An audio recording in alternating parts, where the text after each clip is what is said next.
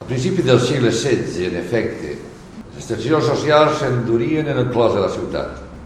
Tot i que la normalitat econòmica no sofrís, sembla cap commoció catastròfica.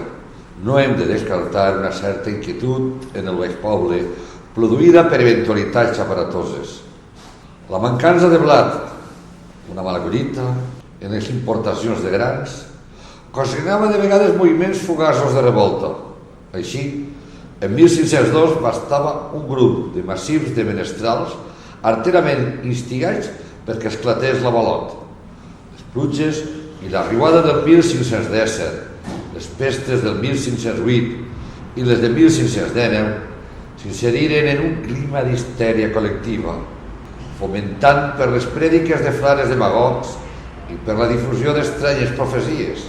Els nobles, per llur compte, actuaren llur atreviment.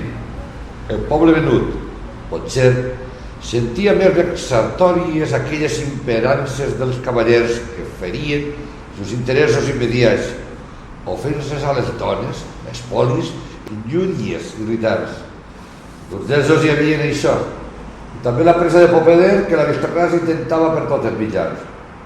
Un magnat, com el comte d'Oliva, en 1603 havia esdevingut l'amo de la ciutat de València i dominava els jurats i es feia actuar al seu gust, càrrecs que sempre havia estat i eren legament exclusius dels patriciats, ara passaven als cavallers.